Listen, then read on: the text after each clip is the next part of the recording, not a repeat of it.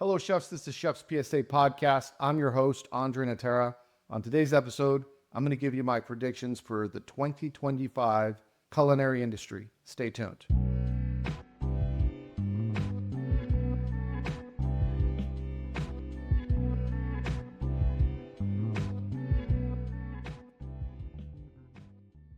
Now, before we get started, let me wish all of you a happy 2025. I appreciate all the support from each and every one of you helping make Chef's PSA a success. So whether you're listening on Spotify or Apple or watching on YouTube, if you're following on Instagram or X or Threads, I appreciate it. I'd appreciate it more if you left 5 stars. Hit the like and subscribe button though. If you want to continue to support the show, go to chefspsa.com, get everything there, including all the books that I've written and some exclusive merch. If you want early access to episodes and you want to listen to them before all your friends listen to them, you could become a premium subscriber on my Substack, as well as Spotify, where I release episodes early there. You get your ear candy before everyone else gets to eat. So go do that. You're going to spend $10 at the gas station getting a hot dog and a soda or an energy drink. Don't do that for one day. Get Chef Brains. Become a premium subscriber to Chef's PSA. Now, on to today's episode. So, I wanted to make this episode because I made 2024 predictions last year. I think about half of them came true. It's not that I was wrong, it's just I'm not right yet.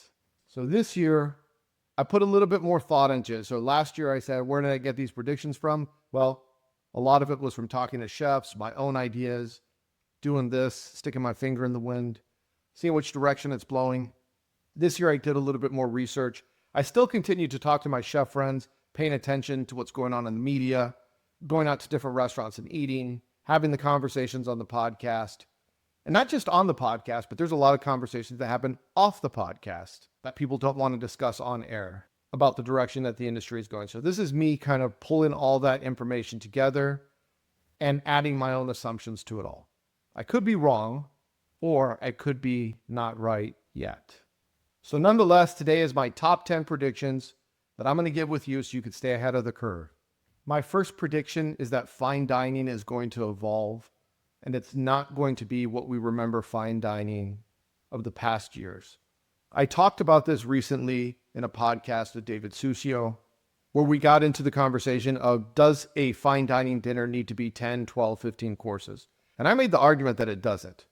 I don't think anyone's going to go to a tasting menu and say, well, it was 8 courses. It would have been better if it was 9. If it's delicious, it's delicious if the experience is there. I think people could leave with one of the best dining experiences they've ever had and not complain that it was not enough food. If anything, I think a lot of times it's too much food. We started looking at restaurants like 11 Madison Park, where now they have 2 options for tasting menus. One where you can get out of the dining room much quicker. And I think a lot of restaurants are going to start to adopt that mentality. I think you could really give someone a great dining experience and not have to overfeed them to the point where when they're leaving the restaurant, they don't feel good because they ate way too much. There's the law of diminishing returns. Well, that also applies to maybe giving them too much food. I know I've been to tasting menu restaurants where I remember like 5 of the courses of the 20. And I think as we move forward and we need to look at a new economic model, we're looking at the way that we're staffing our kitchens. So you have to be more efficient and work with what you got. Not only that, but it makes a lot more sense financially to not have to do 20 courses when you could do 5 to 10. And I even think 10 is probably pushing it.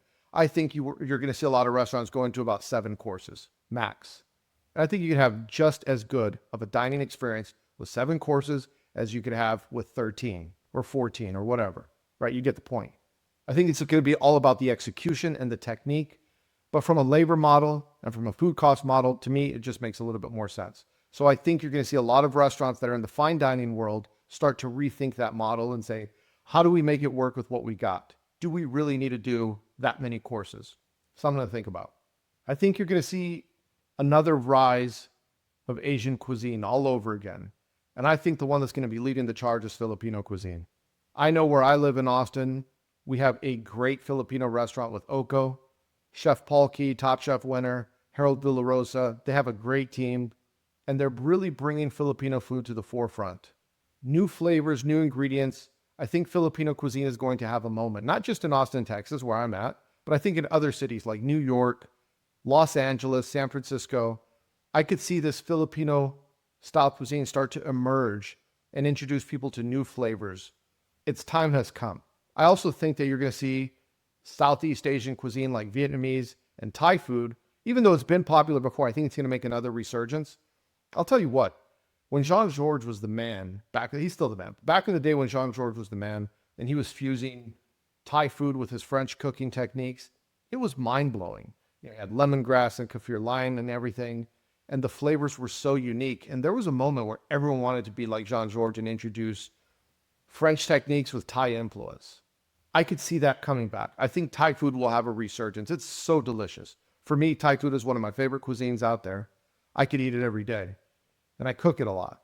So I can see Thai food making a big comeback in a way that maybe is unfamiliar to the way it was in the past. A modern twist on Thai food, Vietnamese food, bringing those flavors back to the forefront. The sweet, sour, salty, spicy, hot, and introducing a new generation of cooks to these flavors that maybe they didn't have the opportunity to cook fully. The next one I think is going to make a big splash this year is going to be Korean. I think Korean flavors are back. They're in. You're going to see gochujang everywhere. Different dishes. What's the TV show on Netflix that just came out? Culinary Class Wars, right? When you put out a show on Netflix called Culinary Class Wars and everyone's talking about it and everyone's really immersed in Korean cuisine for a moment, you get Squid Games and other things, you're going to see an emergence of that cuisine. You're going to see people get really into this right now. You're going to see those flavors come out, whether it's Korean restaurants or if it's people infusing those flavors into the restaurants that they're already doing. The next thing I see coming up is more recognition of diverse types of cuisine. So we recently had the Michelin Awards in Texas. For the first time ever, barbecue restaurants got 1 star in several categories. There was a lot of bib gourmands given out to some barbecue restaurants in Texas. Shout out to all those guys. If you want to go back and listen to the episode I did with Matthew Peters, Paul Key, Evan Leroy, and Rico Torres, where we talk about the Texas Michelin Awards, go listen to that because it's really interesting to see the Michelin Guide getting outside of what is their typical comfort zone of just fine dining. And now you get a taco shop in Mexico, some barbecue restaurants in Texas. I think you're going to see a lot of diverse cuisine being recognized by the Michelin Guide. And as Michelin expands and World's 50 Best expands, another thing that I think you're going to see is you're going to see this competition among chefs, right? So a lot of people got a bib, a lot of people got 1 star, where Michelin may have seemed inaccessible to a lot of people in the United States for years. Everyone wanted a Michelin star, but it was like, if you didn't live in San Francisco or New York or Chicago, you weren't going to get one. Well, now you have Colorado, Atlanta, Texas, Florida. As the guide continues to expand, a lot of chefs out there, their dreams are coming true. And a lot of them have dreamt of proving that they're a 1-star chef, a 2-star chef, a 3-star chef. So I think in a lot of these markets in the US, you're going to see the competition rev up. A lot of people got 1 star. You're going to see a lot of chefs. Who's getting 2, right? Who's going to be the first one to get 3 outside of some of these other places, right? Outside of New York and DC or wherever, right? I think you're going to see some of that competition come up, but also trying to do it in a way that's authentic to them. Because now they're looking at it and saying, okay, if we're going to give it to places that give Texas barbecue, then it's truly about the food. So they're going to be able to push on the food side in a way that's unique and authentic to them and tell the story of where they're at and who they are.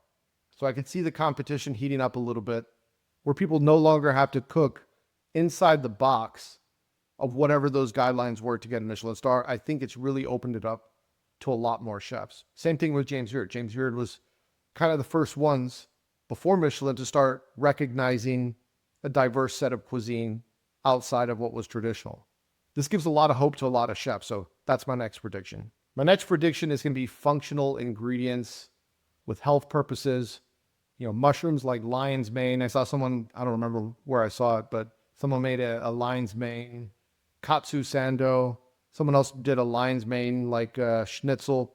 So a lot of these adaptogens like ashwagandha, lion's mane, whatever, I see that coming into the forefront. Sea moss for nutrition. A lot of wellness-focused ingredients are going to come to the forefront. Health is a hot topic right now. And everyone, especially right now at the beginning of the year, everyone wants to get healthier. People are learning to cook with these healthy ingredients. Before people didn't want to cook healthy food, usually because it meant that I can't use my cream, I can't use my butter, whatever the case may be. They looked at healthy food as not delicious. Well, I think that paradigm shift is changing, and people are realizing that healthy food is delicious. Functional foods being a lifestyle choice right now, I think is going to be a very, very hot topic going into the year. The next one is an old trend, but I think it's going to come back in a bigger way. It's going to be sustainability and knowing your sources. Now, I know this is something that we've done, and we've maybe done to the point where it's on autopilot, but I see it being a selling point for restaurants in the coming year.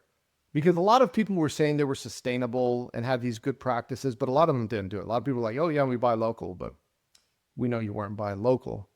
Come on, don't lie to us.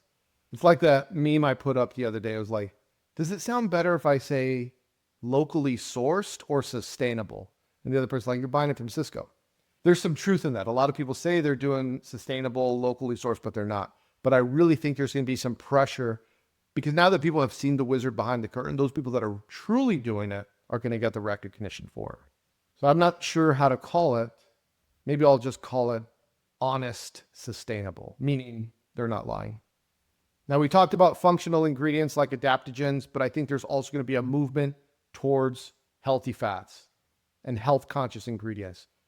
I mean, you just got to spend 5 minutes on Twitter or X to find out that you can't eat seed oils anymore, right? Like the seed oil mafia will come after you. So I think there's going to be a lot of pressure on restaurants to say that they're seed oil free. This is going to be the new thing, right? Remember for a while it was like, oh, we don't have any trans fats. We use only hormone-free meat. Whatever the buzzword is, right now it's going to be seed oil-free.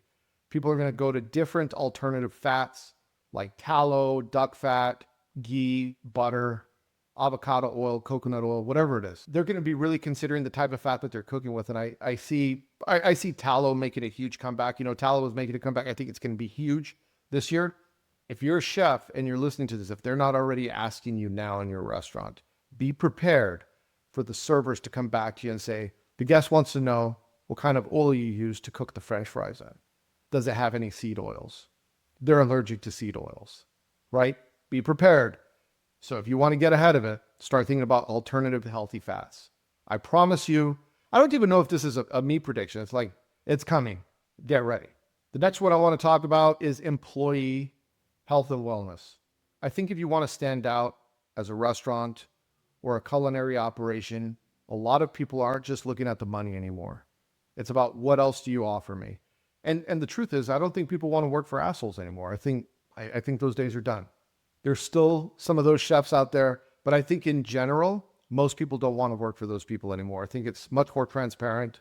People are screaming. They've been screaming about it for the last several years. They don't want to be treated this way. They want more money. They want fair wages. So if you're an employer, you need to think about how are you going to be competitive, not just with your wages, but with your whole culinary culture, the environment in which they work, what their schedules are looking like. The cooks coming in now, they want more predictability with their schedule. They want more time off. They want to take a vacation. They don't want to miss every significant event in their life, right? A lot of us older chefs missed all that.